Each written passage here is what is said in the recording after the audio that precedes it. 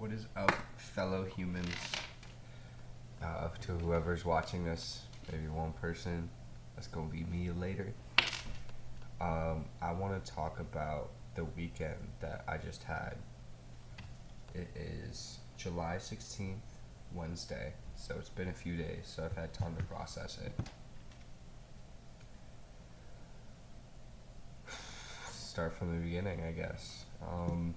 I used to go to school up in Boone, and it was my last day there. I was moving out all of my stuff. My last weekend, I saw some of my friends. It was his birthday party, and it was really the last moment I would be in Boone. I'm gonna be in Boone.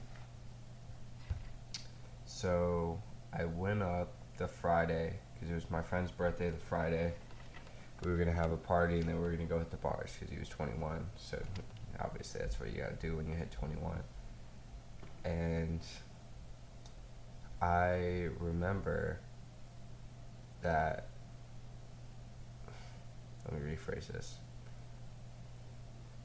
I had taken my ADHD medicine, my 5-ANS. It's a little pill like that big. And for those who don't know what that is, it's an amphetamine, which means that you get more dopamine from things. So that's how you get more interested in focus, because your brain knows you're gonna get a bigger reward for doing this thing, so you do it. And the problem that I personally experience with this medicine is that if to even call it a medicine, this prescription, is that I'm way more likely to smoke nicotine, drink alcohol,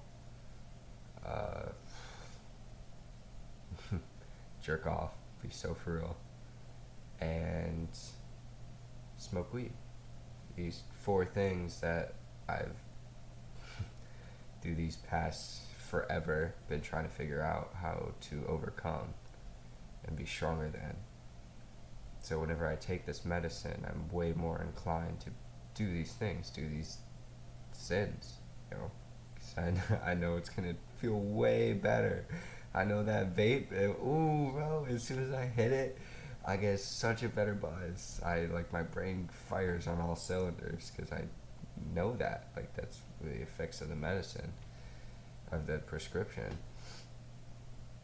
And so on Friday, I had taken the medicine because I don't know.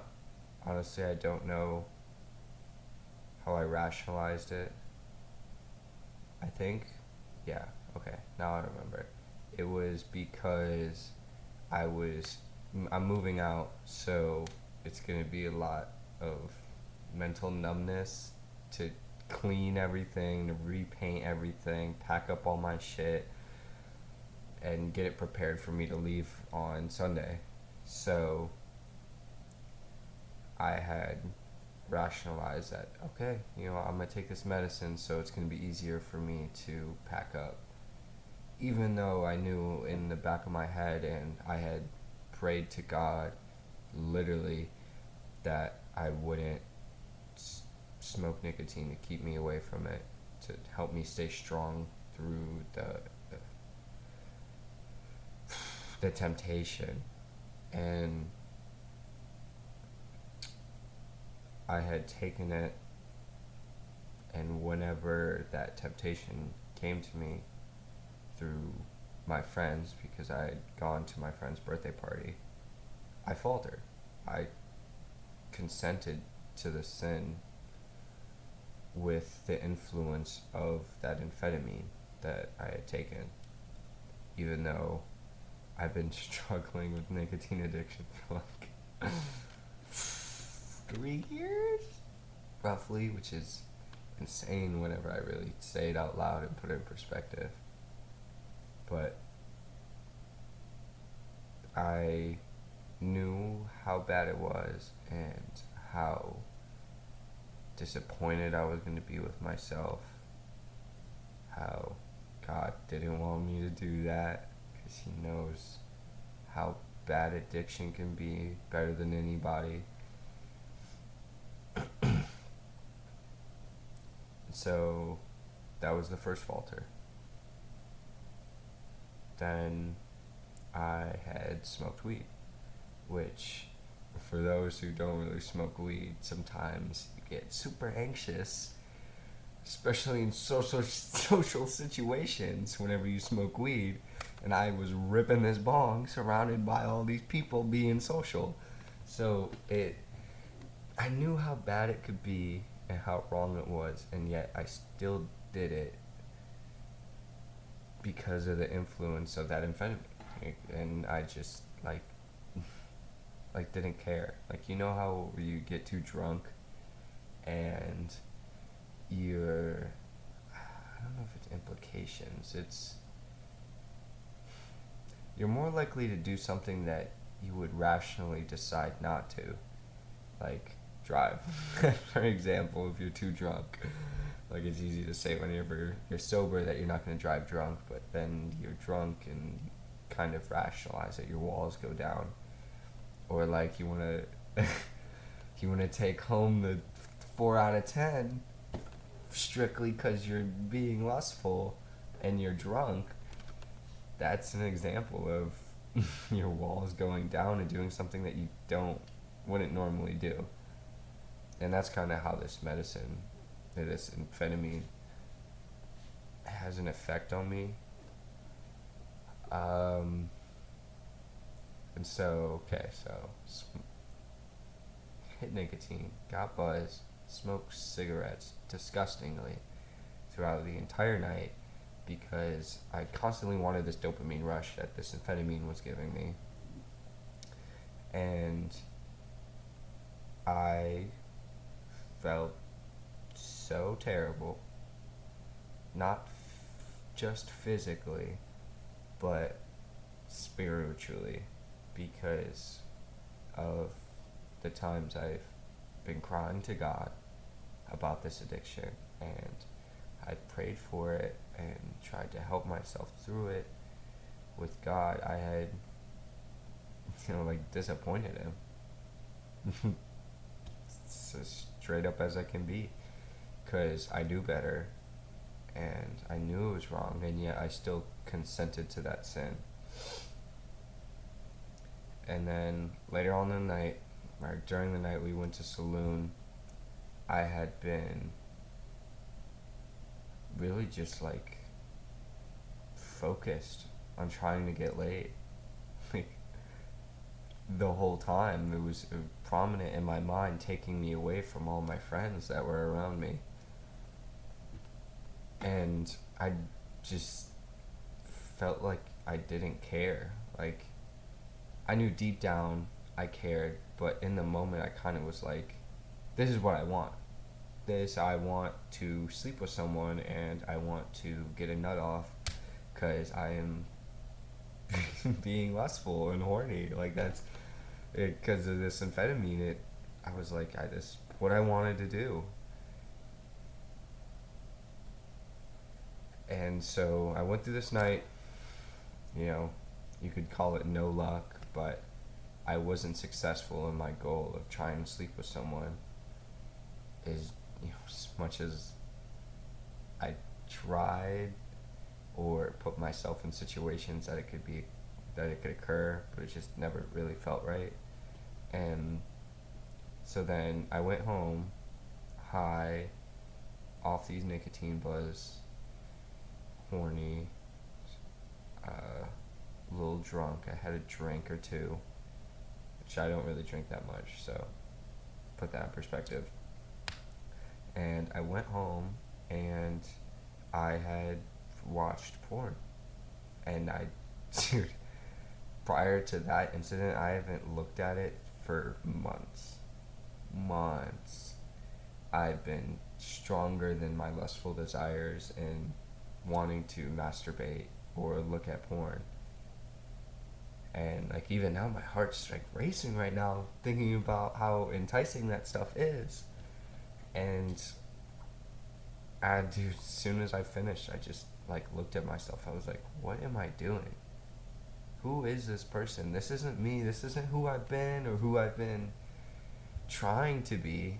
And all these actions that I've made for God and to walk with Him, I completely disregarded because of my wants and my sinful desires. And I felt very disconnected from God at that moment. I had felt like I had tarnished our relationship because I had done so much wrong that night from the very beginning. It's a very sinful day.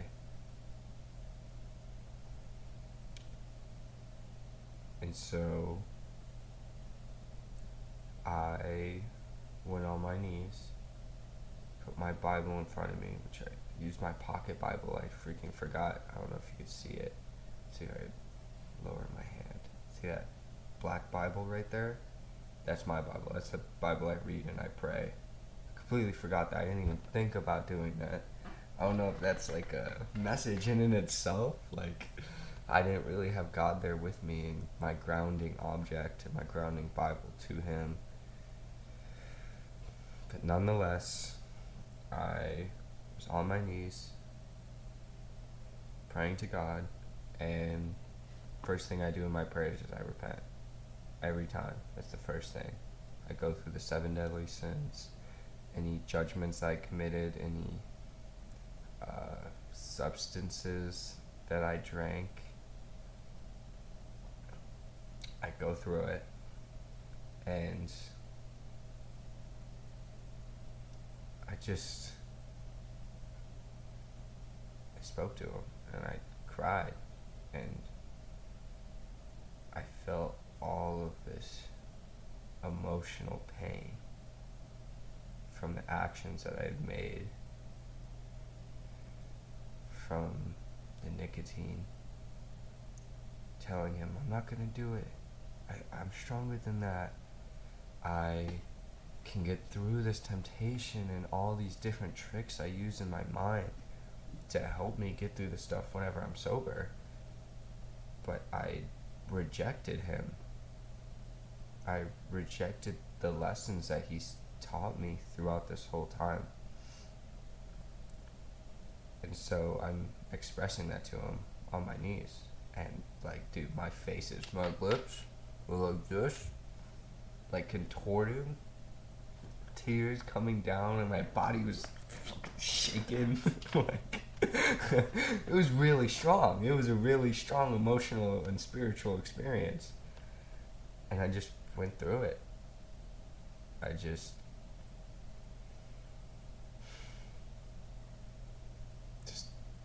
truly felt bad for what I had done. And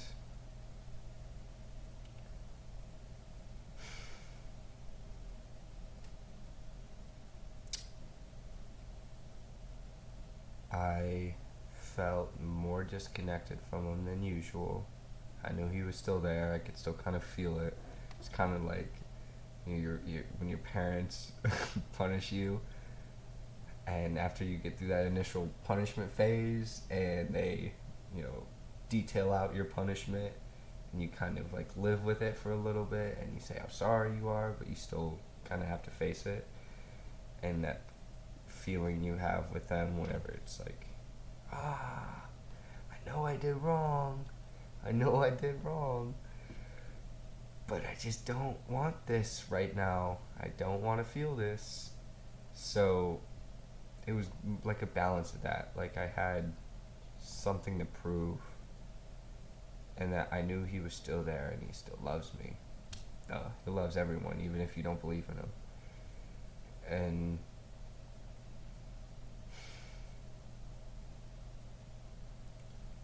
that helped a lot. I think that's something that people need to work through in their mind. We don't really talk about stuff enough, especially when it comes to God. I feel like we don't actually like speak in full sentences and really flesh out an idea, which is a whole another thing that I'm sure I'll get into. But this is mostly this Yap Session number 1. This is about the weekend and my bad experience with God, one of hundreds that I've gone through.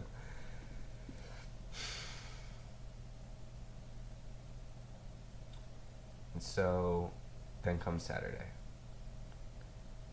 Then comes this other day where I'm like, I need to pack, I need to do this stuff, so I take it again.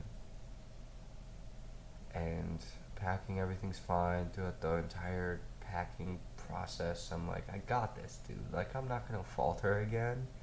Like, I went through all that pain that night, and I don't want to experience that again. That fucking sucked. That wasn't really fun.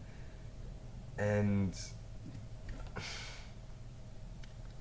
finish packing as much as I can, and I go and I hang out, go to my friend's house, and we have a crab boil, and I had left a pack of cigarettes there, which, funny enough, I'm sure I'll get into later, but I see angel numbers and stuff like 222 and 221.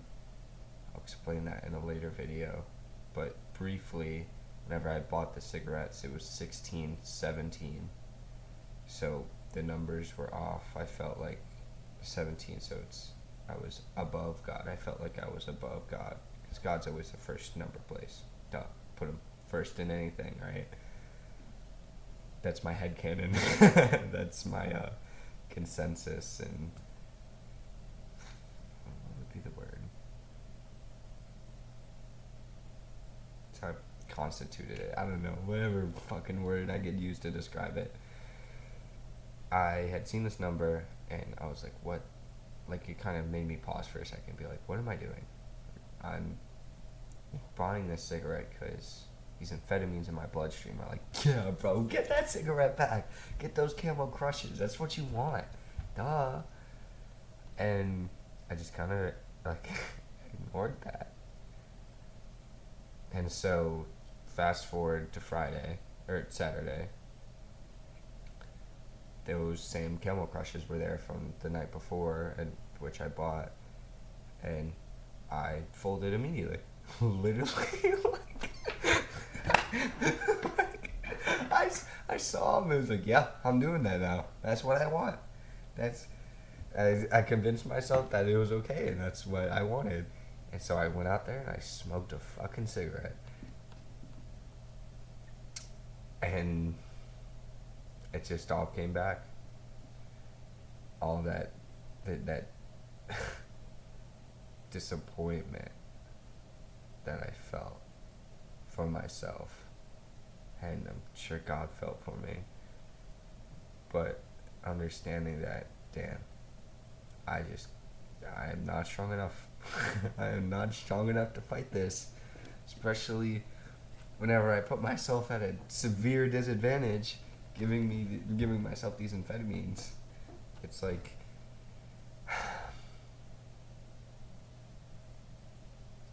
really need him in a lot of aspects of my life, especially whenever it comes to this addiction.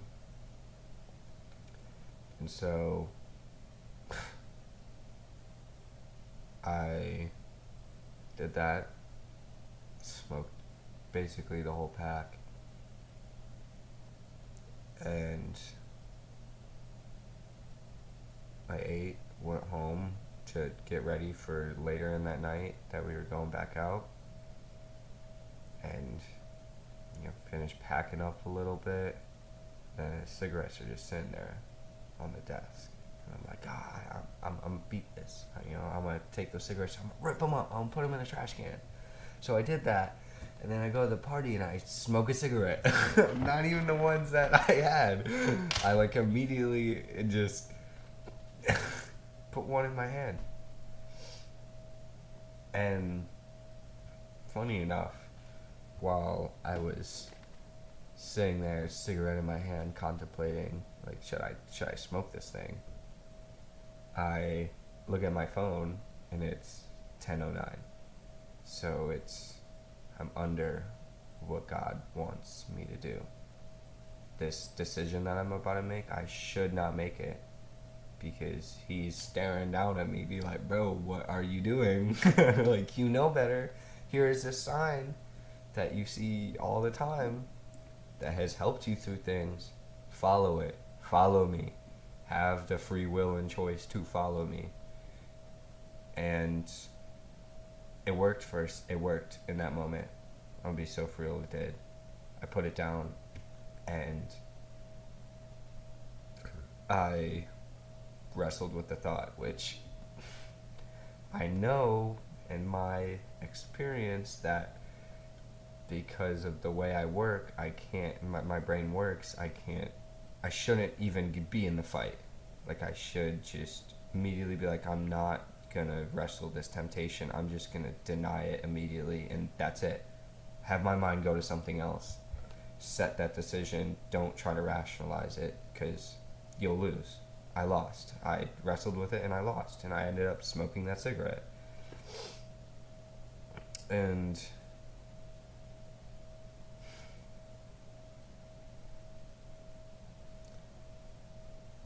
I want this to be something that whoever's watching it, I doubt y'all have got this far. Anybody's ever gonna see this, because they're probably not. Probably not, but maybe it'll help one person. That's all I really care about. Just helping one more person in their life. Is that God's there for you. He is. He will help you through this if you let him. If you let yourself walk with him. I promise you. You just have to do it. And it's really hard. Like, obviously. I mean, I've been a Christian for like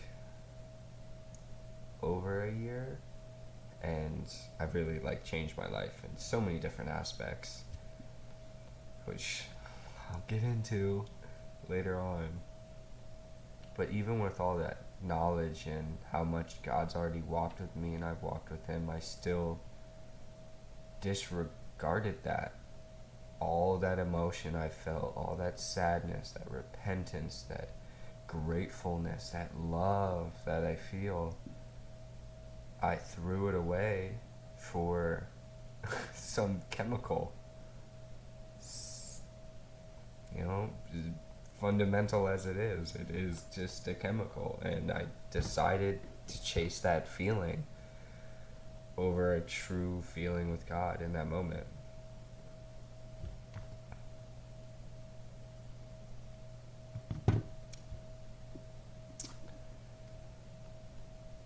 And so then I continued to smoke these cigarettes. I continued to smoke that. And we go to the bar, I'm on my demon shit, apparently. And I'm going and I'm talking to people, like trying to sleep with them. And not really successful. Then I meet some friends that I haven't seen in a while, and then I'm lustful towards them. I'm imagining, like, I imagine that, like, if I go back to their house, like, I could have a threesome. Like, what? No way! And then I go to their house, and, like, they're pretty close friends. I mean, one more than the other, but we get back to their house, and, like, we're just chilling. And I was mostly there for it. There was 4 people in general. 1 was a guy, 3 were a girl.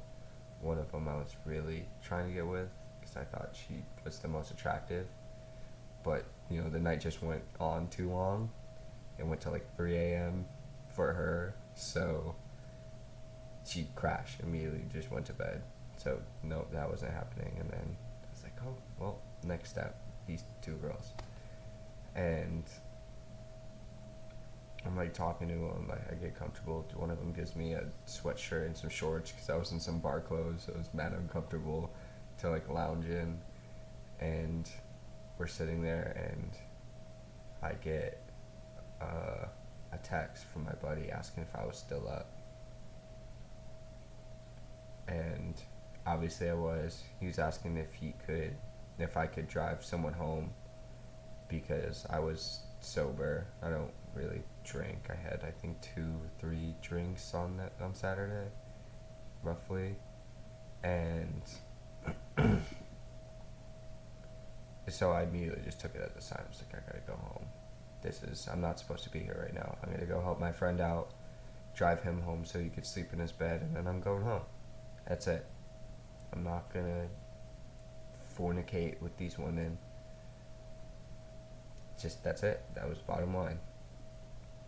So I did that, brought him home, and because I was sexually frustrated throughout the weekend, because I was so tunnel visioned on my lust and how I felt, I ended up watching porn again and jerking off. And I finished, and I was like, what? Same thing. I was like, who am I? Like, what am I doing right now? This is disgusting. I've completely made it taboo in my mind of, like, fornication, because it kind of is. I've perverted it. I think it's a better word. I perverted it in my mind, and so all that comes back whenever all these messengers in my brain go away and say, you're not horny anymore. All the real thoughts and all of God's thoughts and all the implications about, like, what did I just do, come flooding in. So I cried to God again, got on my hands and knees and prayed and repented. And I had taken off. Actually, no, I didn't. I did not pray that night.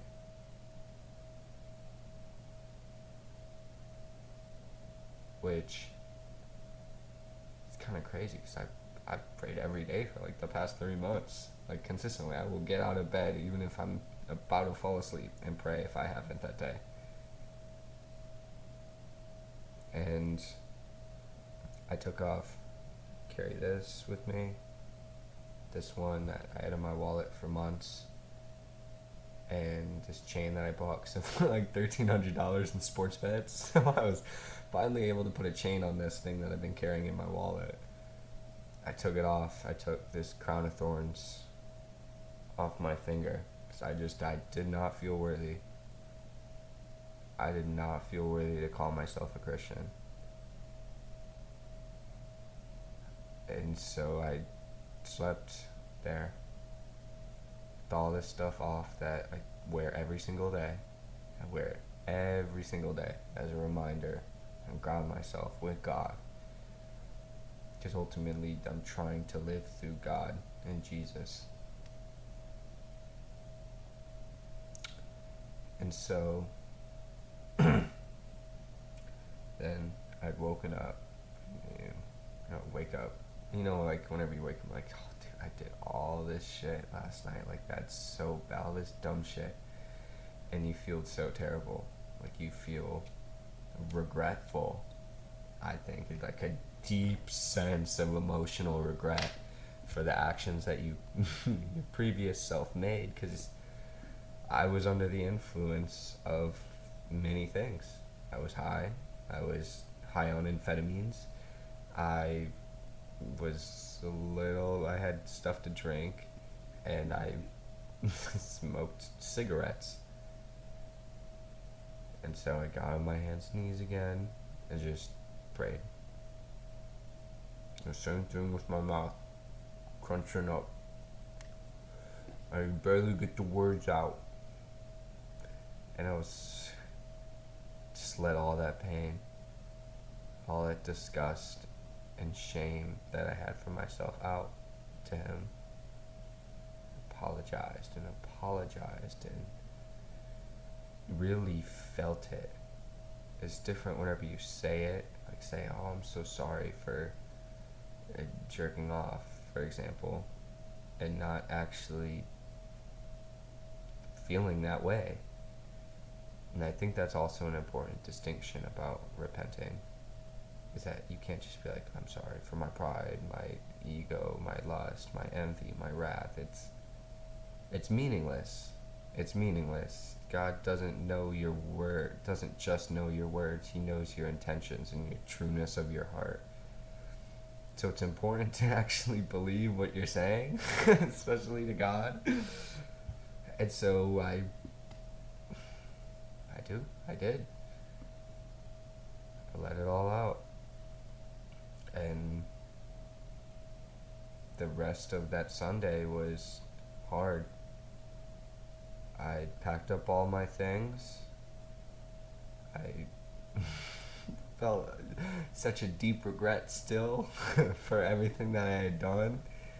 I mean, yeah, good. I should. And I had left Boone. I had left that part of myself behind. Because that state that I was in, of smoking, that mental state of disregarding God for my desires of smoking cigarettes and smoking weed and lust, those were grown there. It was perpetuated through it. I done it a lot because I don't know why. I could really just guess. Like, my natural desire to sin as a human being. I mean, that's a sufficient reason, I suppose. And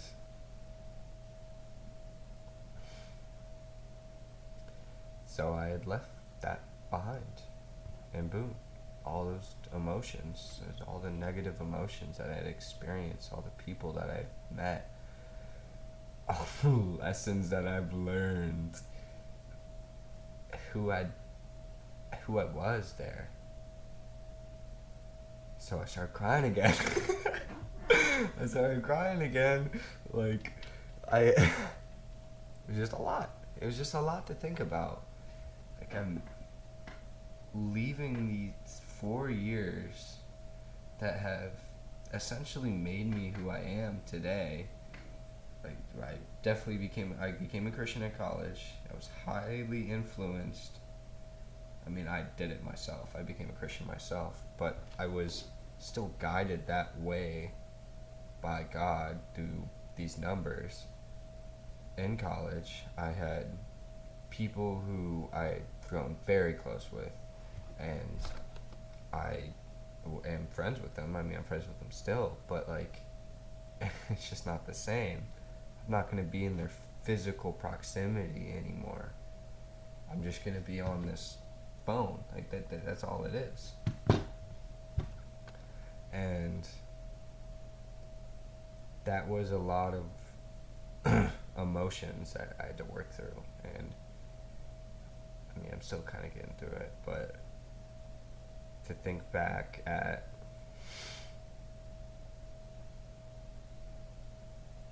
all the things that I had done, right and wrong, they were in Boone. I wanted to leave myself behind. And I think that that last weekend was a reminder of that. Reminder that I'm not that same person anymore. I've gone through it. I've cried about it. I've repented. I've grown with God. And that's just the person that does those things. That's not me. That's just not me. And I let it happen to me. took that amphetamine knowing very well that I will probably consent to that temptation of smoking cigarettes and smoking weed. I knew it. I knew it because it's happened before. It's happened so many times that I'm like, yeah, sure. Let's take the risk again. Let's take the gamble. And I always lose. I lose every single time. So why am I telling you this? Why am I yapping?